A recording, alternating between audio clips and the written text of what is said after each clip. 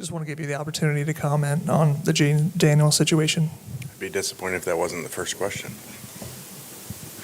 I commented a week ago on that, and so that's the comment that I had, and we're moving forward. It's just to ask one more question, Sure. just to understand numbers. If someone were to ask for number 9, would that be on the table for you? How would you handle that situation when a player asks for that? Yeah, I'm not going to get into that. There's a lot to numbers and whether they're retired, whether they're not, and different versions, and so I don't have an answer. I really want to ask if you had a favorite number growing up, but instead I'll go with just what is it like going against Blake Baker's defense in the past, and what do you see in him now that you're on the same sideline? Yeah, I thought Blake was really complicated on third down and did a really good job giving people problems. And always noticed him on the sideline with high energy and very interactive with the players, and have been really impressed with how he connects with the players, having been here. And in the process of coming here, I'd talked to people that had worked with him too. It wasn't just, hey, we're just going to keep him because they'd improved here. Wanted to know and had talked to him. Wanted to know how he was and his passion for football and his competitiveness and ability to adjust. And so it's been great. It's extremely competitive out there. I think that's very important when you have two coordinators that are really sharp, so they make each other better and they expose problems to the other side. Yeah, what have you seen in the first few days of hitting? Has anybody stood out in the first few days? Not necessarily. We haven't tackled yet in team drills, so I'm very pleased where our team is actually, which I'm normally not right now, I feel like, over time. So, but obviously we've got a lot of work to do. But I'm, no problems and players' attitudes and playing physical. We repeated goal line today, because we weren't as physical as we'd like defensively, and so continuing to work through things. Coach, I know you've been very vocal on the 9-game conference schedule, but there have been talks in reference to the expansion of the college football playoff. And then there were talks of potential playing games for 13, 14, 15, 16. What are your thoughts on that necessarily as things continue to change? I know you're in fall camp, but as this continues to ramp up, what are your thoughts? Yeah, I'm in favor for more teams, and that's just because the committee has a really hard job. And football is a very hard sport to figure out, and you got these different conferences and totally different schedules and places they play and all the things that have been discussed. So they have a really hard job, and if you look back over time, if it would have stayed at 4, Ohio State doesn't win a national championship. If it would have stayed at 2, teams wouldn't have won a national championship. So to me, expanding helps you get the end team, the best team, right in the end. And also, you're not arguing as much over that 11-12 spot and different conferences and who should be in. You're obviously always going to argue over the last couple spots no matter how high it is, but at least you're, in that formula, if you're arguing over 15, 16, or even 23, 24, at least the top teams in those, 12, 13, 14 are all in.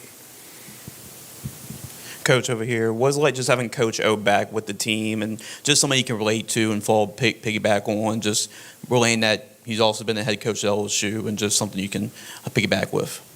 Yeah, I think it's the perfect situation for everybody involved. And, for him to go back somewhere else, you get a great coach, you get the energy, all the things you know about him. But to come back to LSU and his passion for the state and the players of the state and growing up here and what that means, obviously having won a national championship on top of that, but then also working for me. So then it's, we have a background, and it's pretty easy for him to sit and sell to a kid why to come to LSU and why to play for this head coach more than anyone else on the planet could sell. So it's really just a perfect situation. What's the importance of putting Rush on the passer, and what does Princewell bring with that, and what's Jordan Ross's potential and anyone else who could maybe help you from the edge there? Yeah, Princewell had a great day today. In the team periods, there were a number of plays disrupted by him, and Rush where series ended because of him, and that's extremely important. It's why, there's a reason if you study how people are paid in the NFL and drafted in the NFL, there's a reason for it. They figure out the rush in causes so much havoc, and a lot of times ends games, as much as anybody on defense, and arguably as much as anybody in the game outside of the quarterback. So it's really important, and a little more important than that level, but it's still extremely critical. And when we've been best, we've had really good defensive lines over time, and it's usually the case unless you're just going to outscore people, because the variables, aren't as big once you have really good defensive line, because you can take some things out. Your quarterback may be playing, maybe not playing well, maybe he's hurt. You're on the road and it's really loud. Defensive line and neutralizing the game and stopping the run really takes those things so they're not as big a factor in the outcome of the game. Elaine, since Commissioner Sankey talked on it yesterday, you addressed Monday, if there was another portal window with the 5-for-5 ruling, that you prepare for everything. How do you and your staff even begin to prepare for that, not even knowing what players could even potentially be available? Yeah, obviously not a very clean system right now of how that is. So we just try to prepare, and if it's ruled that way and these guys can play and they can go everywhere, which I would think you have to, if someone's going to rule them that they're eligible to play and they get the year back to 2022s. In fairness to them, how could you possibly limit them? How can you make them go back to a place that they may not know coaches? The place may not want them. They may have moved on with numbers. And so to make them go back to one specific place, or even not be able to move within a conference, that can't be fair, and certainly doesn't seem to be legal to be able to do to the kids, especially at a last minute like this. Well, where are they going to go? They got to go to one place, and that place doesn't want them or doesn't even know them in some circumstances.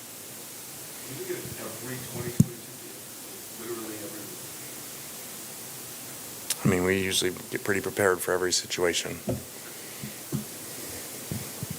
Jordan Seaton was such a big addition in the offseason. I guess, what have you seen from him, both from a leadership perspective and his play on the field?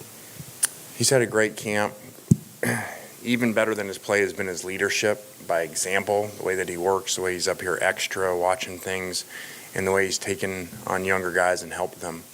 It's been phenomenal, and I think it's a really good example that I always try to do is not judge people by what's out there, and what's said out there about him, because he's been perfect from a attention to detail playing wise, and then a teammate. He's been a phenomenal teammate, one that these guys rave about on both sides of the ball.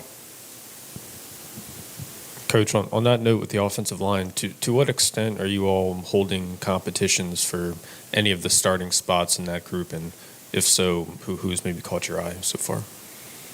Well, it's always open. Not going to get into too much detail on that. But they're doing well. We have a ton of new guys. I think we've added, decent depth so far. And so it's been really good competition, and they perform well. The coaches have done a great job with them. And I'm really pleased where they are, especially in the run game. Yeah, Coach, I'm not sure we've seen Winston out there the last couple of days in individual drills, just maybe what's going on with him, and then also just him coming from, your program last year and being able to seamlessly fit into the offense. Just what kind of momentum have you seen him build throughout the course of this offseason? Yeah, we're kind of in the beginning stages here of coach to media, so we don't comment on the particular injuries, until the injury reports are forced to come out. But so he's not out there, and we hope he comes back soon. But he's had a great camp up to that point and done really well, and really has been a good leader too. Coach, I know it's early to talk strategy and philosophy, but the last 3 years, you and Charlie, 63 and 96 on fourth down. When did you become enamored with being so aggressive on fourth down? Good stat guy. I looked up your one the other day. Fact check on that one. No. I went back on your other one when you said we've led the league in rushing. We've led the league in rushing over the last 6-year span in the SEC. So we did look that up. So I didn't know that. So we're using that in recruiting to make sure people know we run the ball, number one in the SEC. And so partly why we're here. I think LSU is 12. So I believe you run the ball. It has a lot to do with the game. The fourth down is just, there's a lot of analytics to that. I think we were at the forefront of that years ago, and just how we run our whole program of, creating new boxes and thinking differently. And at first it was hard for people. It was a transition for media, for fans, because they just had so many years of just seeing the ball kicked. You just punt and you kick field goals. But the numbers don't show you that. And so now that's proven over time, and I think our lenses are adjusting to that. It takes time when people start things in a sport where things have been done a certain way for a long time to change. And I think that's the argument to me on the win-loss record, and strength of schedules is it's going to take time for people to actually look and say, is this 9-3 team better than an 11-1 team? And if they played each other's schedules, what would that look like? And most importantly, if they played each other. So I kind of got off of what you're saying there. But the fourth downs were really critical, and then they helped us win games over time and being really aggressive. And I think the players know when they play for our program that we're going to be very aggressive in all phases of the game, and we're going to put the game on them and let them make the plays to win the game. Hey, Coach, Trip Bueller at the LSU Reveille. You talked about the competition on your offensive line. Just what are your thoughts on how they're looking from a down-to-down consistency, and especially playing with the tempo and playing to potentially 4 downs? Yeah, it was a big adjustment for them. The spring took a while for that, and like I said, they're doing really well. We've got some ways to go in the pass game, but I thought in the run game, we've done a really good job of playing together as a unit. Earlier this week, you talked about your wide receiver room having a lot of new faces, and it's an eclectic group. What guys have really stood out to you, and why?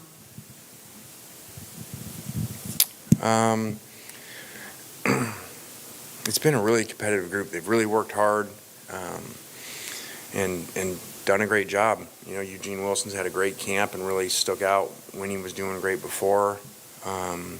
So a lot of them are. And I'm excited about the unit. I'm excited about, as we get to Saturday scrimmages, seeing them play. And the quarterbacks have progressed. The passing game in general looks way better than it did in the spring, which is obviously exciting. Good time for a couple more.